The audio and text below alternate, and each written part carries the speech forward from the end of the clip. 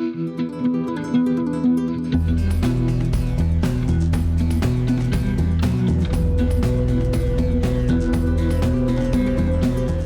welcome to this week's episode of the Struggle Cast. I'm Barry, and here's what we're going to do this week. It's brought to you by the letter U.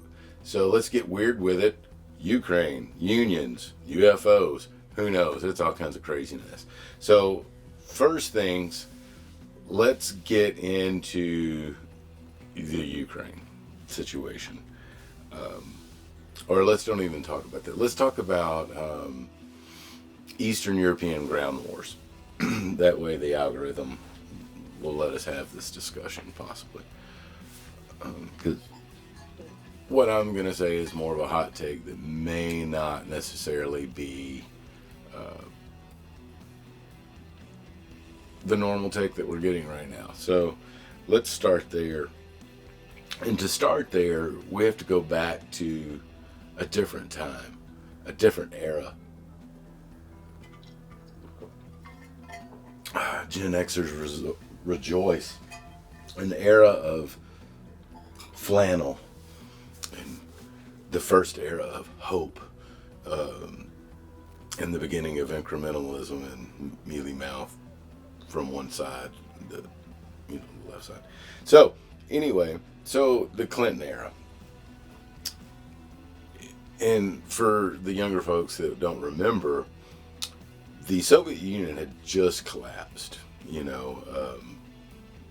We're looking at 92, 93, 94, and the Ukraine part of the collapse, and then their eventual government, had more nukes than just about any other country on earth. And so a deal was struck between first with Gorbachev and Clinton, and then eventually Yeltsin, to where they would give up all their nukes and demilitarize and denuclearize, and that there were going to be certain provisions given, and it's basically called the Budapest Memorandum, I believe, or something like that. Anyway, so the deal was they would give up the big boom booms and the pew pews, and there would be some assurances that the weapons of the West and of the East at the time, Russia, would never be used against them. That was an agreed upon thing. And the expansion of NATO was a no-no. So anyway,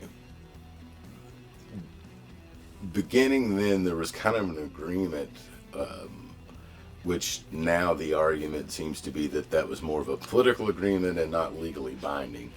But it basically is that they would, demilitarize, pew pew pew, boom boom. They'd get rid of all that stuff, trying to avoid the algorithms.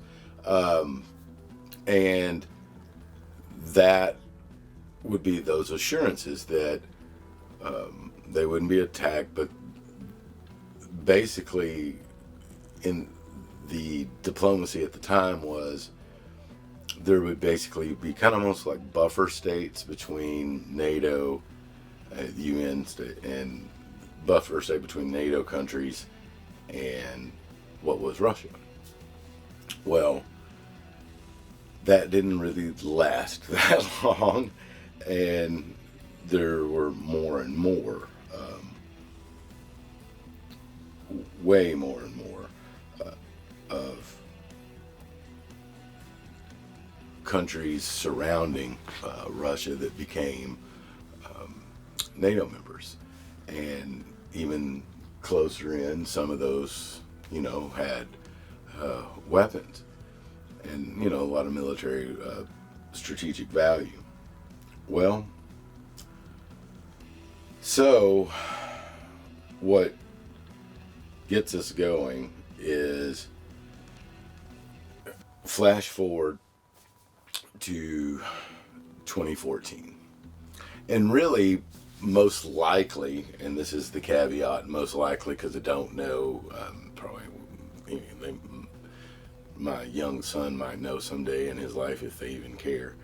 Um, but it probably likely happened a little before 2014 because that 2014 culminated in the breakup, pretty much, depending on where you're looking at it geopolitically, of Ukraine in 2014, which I'm just trying to put these things in context before we get to the present day, right?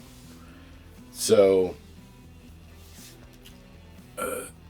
there was a movement in populist movement in the big U leading up to 2014 and culminated in what is known as the Revolution of Dignity, or the Maiden Revolution, and it began officially in February of 2014.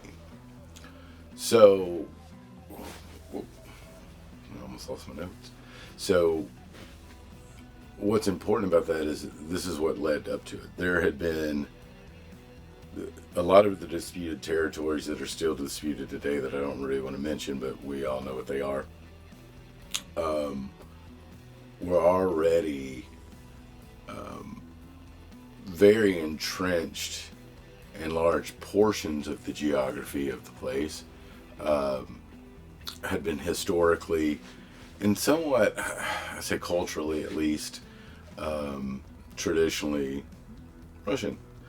And so you had this populist movement, particularly in the West, western part of the nation, and around the centers of power, where a wellspring of revolution popped up and wanting to be, I guess, less reliant, less engaged with the big R to the east, which caused a problem, right? Because you're talking about, at this point, several generations of at least influence, center of power, shared everything else. So,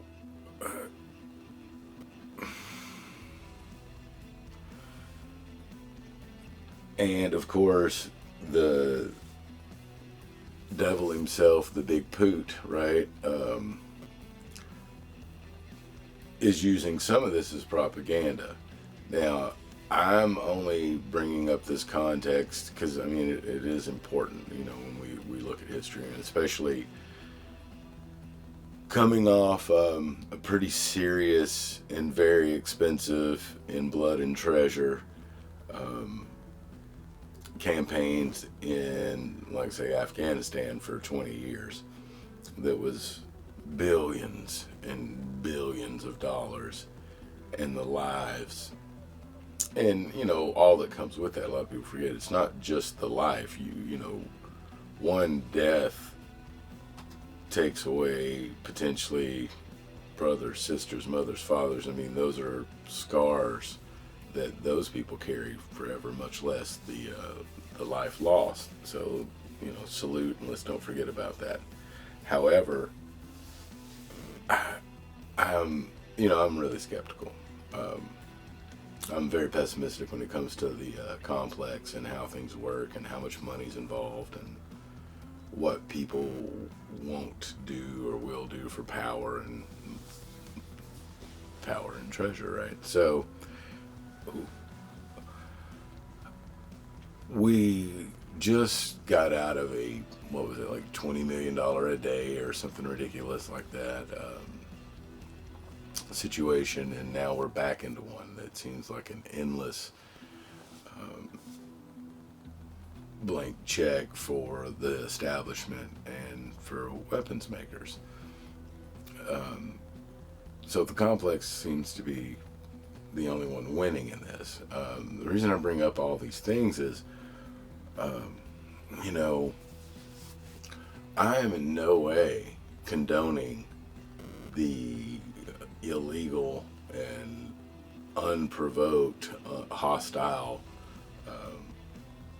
aggression by the big R into the big U, right?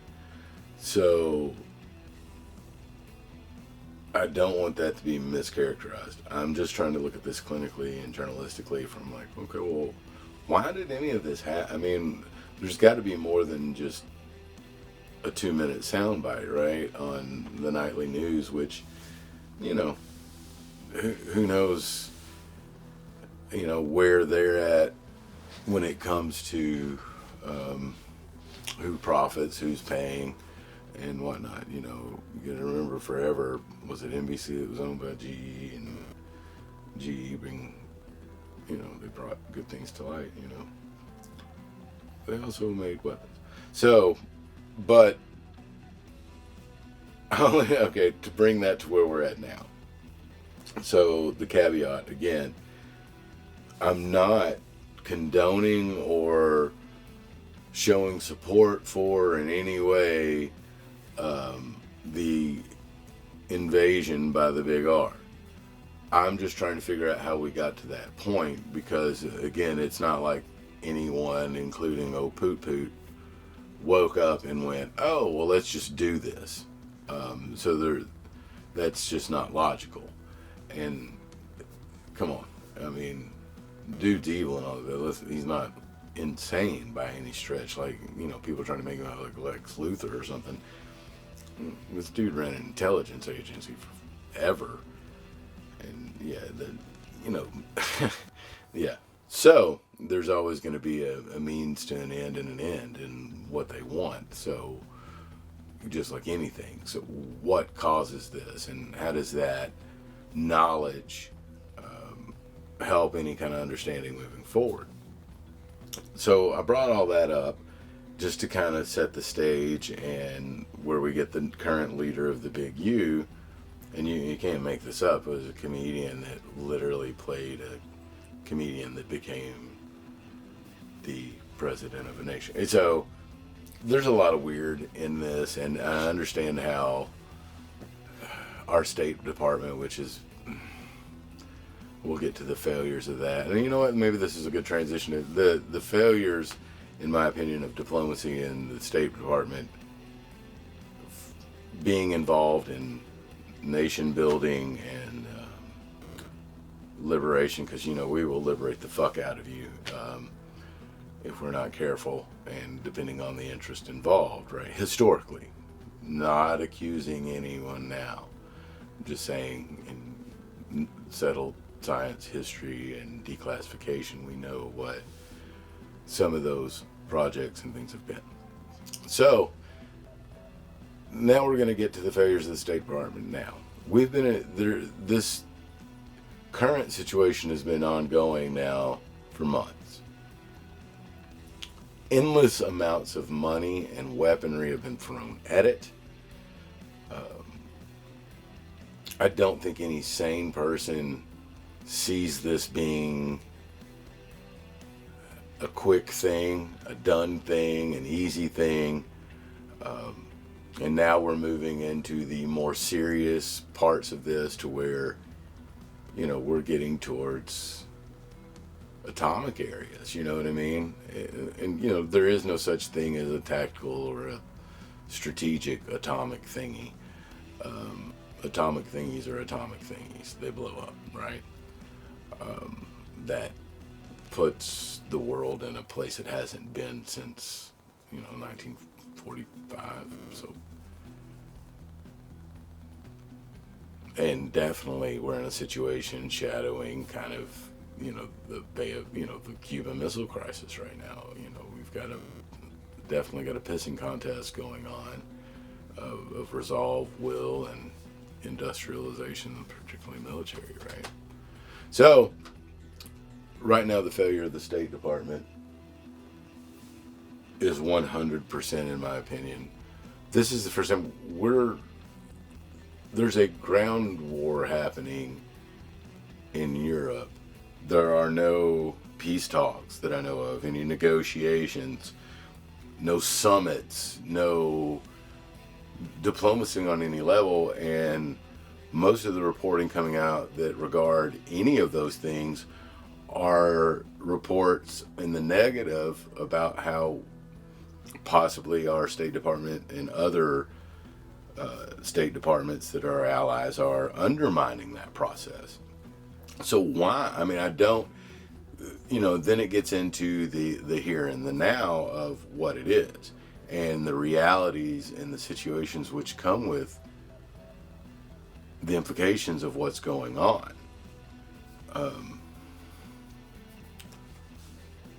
There's got to be some sort of compromise somewhere. There's got to be some level of level-headed common sense that takes over. That's just not hyperbole, and it just seems like all of this plays into the hands of the powerful elite and the military elite, who are running stuff, and the rest of us are along for the ride. So that's a very bothersome thing.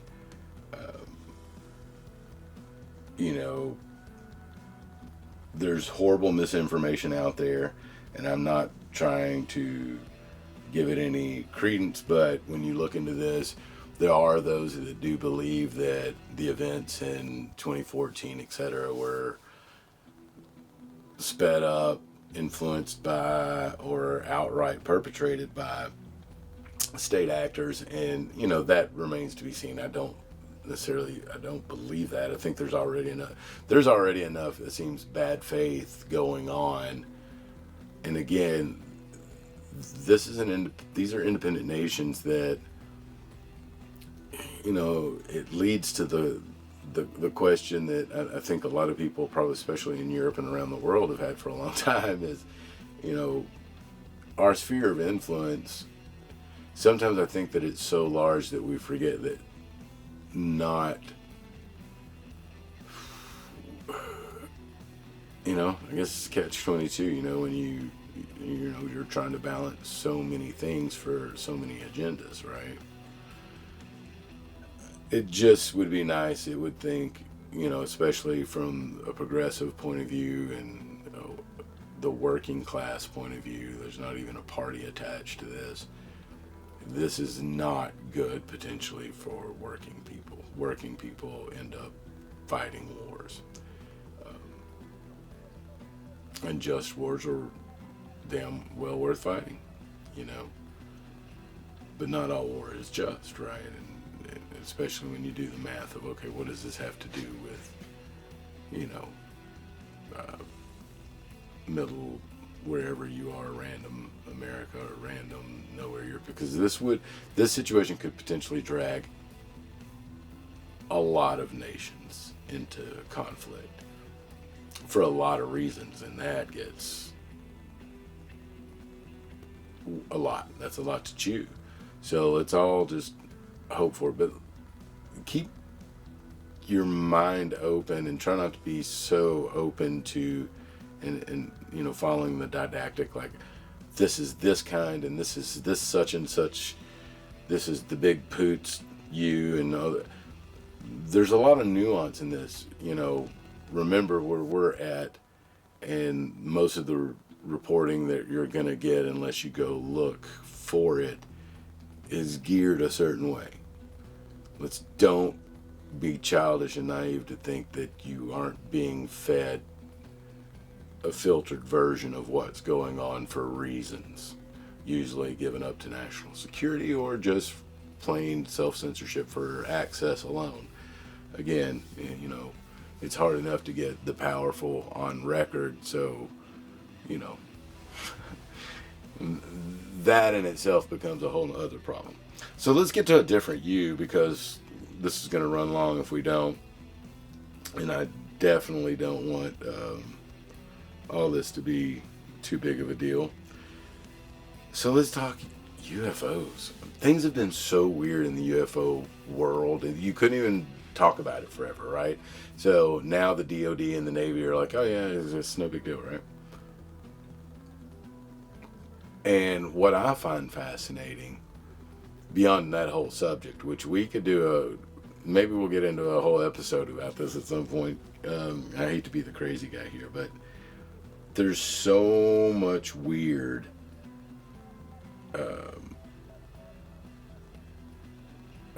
there's just okay. since, and it's kind of strange, it was right before the big P got really going with the vids in 2020.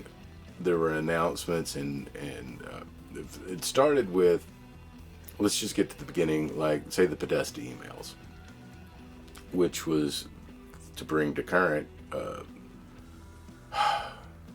published on WikiLeaks, which there's still problems with, and Julian Assange is still being treated like a criminal, and he's not a hacker. It's not true. Never. He was a publisher. He's in essence a journalist. Do I agree with everything and all the? No. But this is a principal matter. You go after this dude, and you pretty much make sure that all investigative journalism and publishing is kind of null and void, because now it can be prosecuted. It runs antithesis and counter to our First Amendment, but that's a whole nother episode as well, and I don't want to jump into that too much, but only to say that within the Podesta emails were some crazy emails exposing the ATIP program, which showed that the government not only found some validity to the things that were in the unexplained, that were flying through the air and being observed, that they spent quite a bit of money investigating it, which that's new, right? So they do this, and all kinds of craziness involved in these emails, and we'll get back to those in a minute. Well, no, we'll get to that now, because just yesterday, I think it was I saw a thing in my feed. It's like, Blink-182 is having a reunion show with Tom DeLonge, which I think that's rad. You know, not my favorite band in the world, but not a bad band. And Tom DeLonge is interesting. I've been watching dude for a minute. I saw dude on Rogan like several years ago, right before the big P happened and the vids, and he was saying some wild shit. And turns out, to tie that to the Podestas, it was how he found out about he was involved in any of this was in the Podesta emails.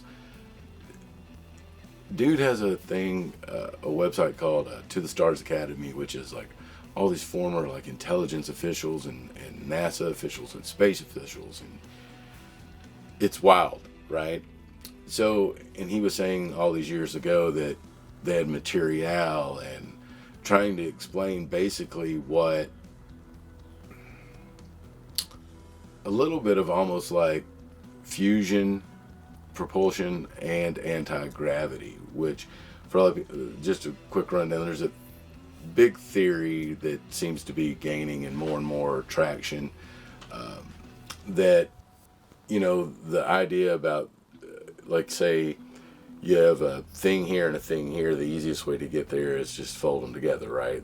Like, so if space were in time, and you could manipulate them, you could just make 2 points meet anywhere. Or say you could manipulate gravity, you wouldn't need like propulsion, because you wouldn't need to fly anywhere. You would just almost warp space kind of and fall through it. Like, sounds crazy. Now, I only say that because he had brought things up kind of like that. And then the United States Navy makes these patents. They patent let's see what it's called, plasma compression fusion device.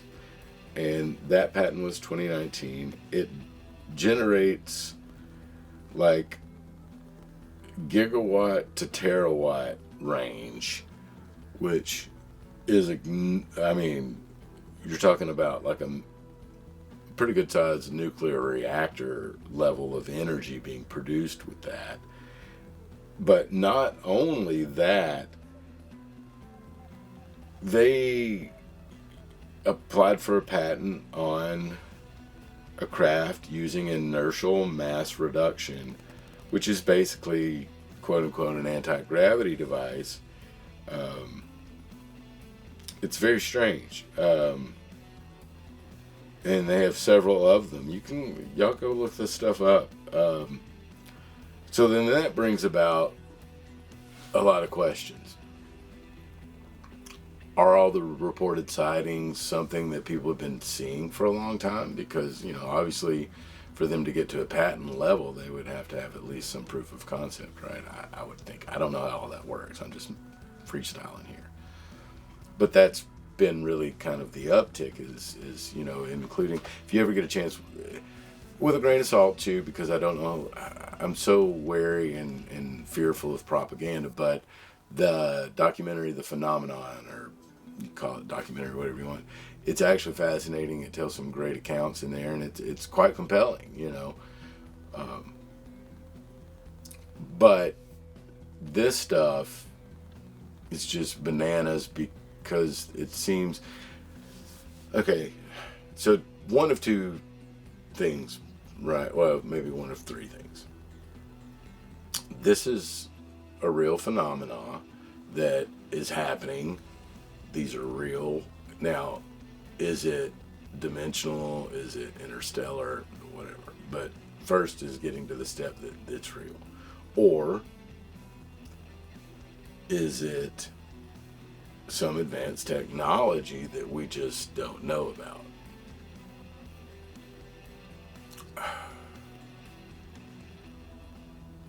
Occam's razor, I would want to lean towards the most likely being an advanced military technology that we're probably way more advanced than we think we are.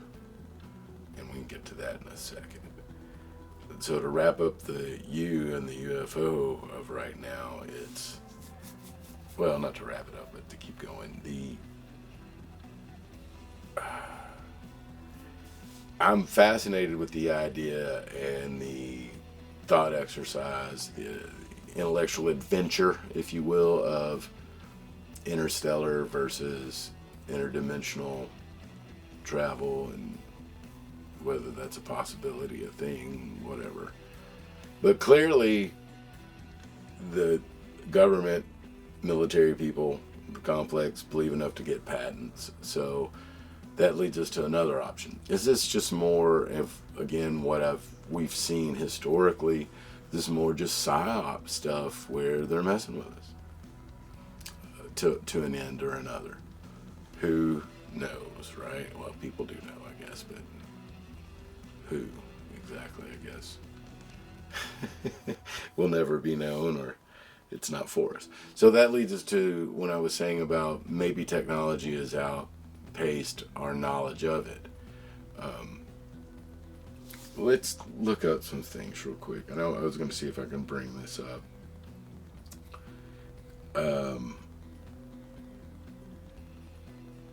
There's some craziness. Like, I Googled, and I'll try to show this on the screen. Just basic, like energy weapons, U.S. military, and you see some amazing things. It says the Army's outfitting Stryker combat vehicles with 50 kilowatt lasers for short range air defense. And scaling up laser capabilities over 300 kilowatt laser on heavy trucks is indirect to neutralize drones, cruise missiles, etc. And that was in August of this year. Let's see if they're... Wow. So they're there. They are now part of the arsenal. And we can just scroll through this. Holy, is that real? Let's look. Let's look over here in real time. Let's take a look at some of these videos. Holy shit. I'm going to show you guys some of these videos, hopefully right here. This is the part that scares me about technology is, there's a lot of stuff that it's just mind-boggling. So we have lasers and we're blowing up things. So the way light and energy works, So if you can harness it in any way, which they would have had to have been able to do for a very long time to make them field combat functional, that wow. Lasers mixed with like flying and submersible robots, etc., powered by AI. Anyway, it's like there's like a movie in there, I'm positive. But I bring that up just by the nature of how that works. You know, especially the physics behind light and energy. But let's say you had, like, say, a low orbit satellite armed with these energy weapons. Could they not just target? And what I'm getting at is, I think yes. I think that that's been a thing for a very long time, possibly, because that brings up another piece of technology that I don't think people understand is, and you can look at all of these things.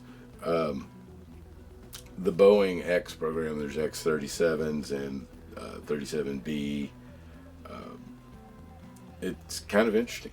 You know, these started in 2006. We are now in 2022. And basically they're space-based orbital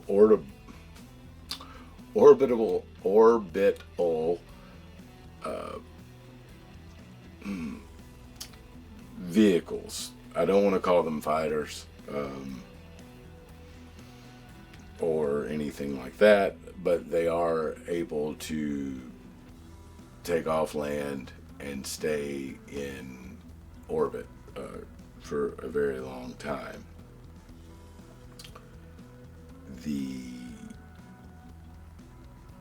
They've flown 5 completed, and a 6th is in progress as we speak. These are nuts. There's at least 2 X-37Bs going on, and they've remained in almost continuous orbit since then. 05 or 06, excuse me. They've spent 7.85 years in space totally, and just in orbit. That's wow. It doesn't say it's a part of NASA. And, you know, it brings up the whole idea of Space Force that, and, you know, nobody really even talks about that anymore. That's kind of nuts, right? When you think about, okay, well, you know, what is that? You know, and it turns out that these planes, spider planes, I don't even really like calling them planes, because I don't, is that what you call a space-based platform? Would it be a space plane? It just sounds corny. Spacecraft, spaceship. You know, I'm sure all the sci-fi people will get in, but it's like nobody even pays attention to this. So my thing is, why would you need this? Defense of our, you know, material that's orbiting, you know, satellites, GPS, things like that. And then that would also have to mean then it would have the capabilities of also possibly taking out others in adversarial times, right? So I was looking over at the, you know, what does that mean? You know, and there's just a lot of craziness, you know, when it comes to the Space Force. There's a thing, it's called, I mean, there's railguns, there's Project Thor, there's another one that's called, what was it, the Rod of God. And these are all weapons programs that I believe can reach out and get it. So here's my ice clanging for a moment.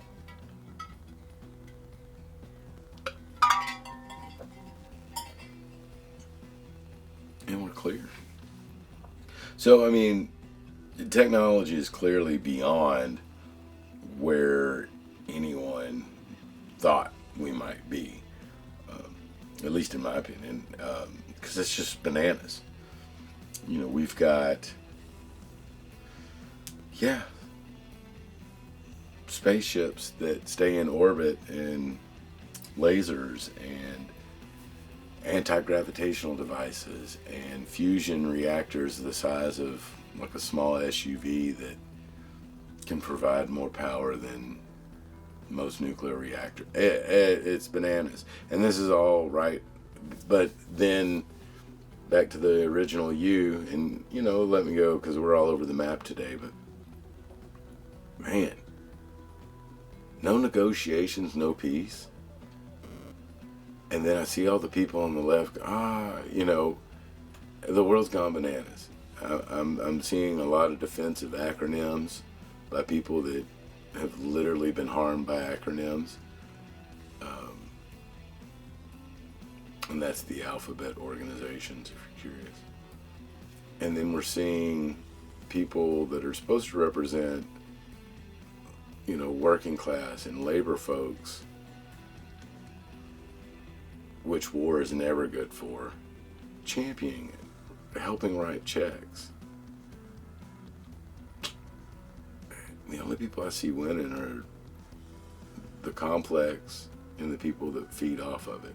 Particularly, especially the people I'm sure that are putting money in their pockets that live within the Beltway, right? So, well, so that was this week's Struggle Cast, and a little bit of me complaining and whining about some yoUs, right? So, let me tell you about you. No, I'm joking.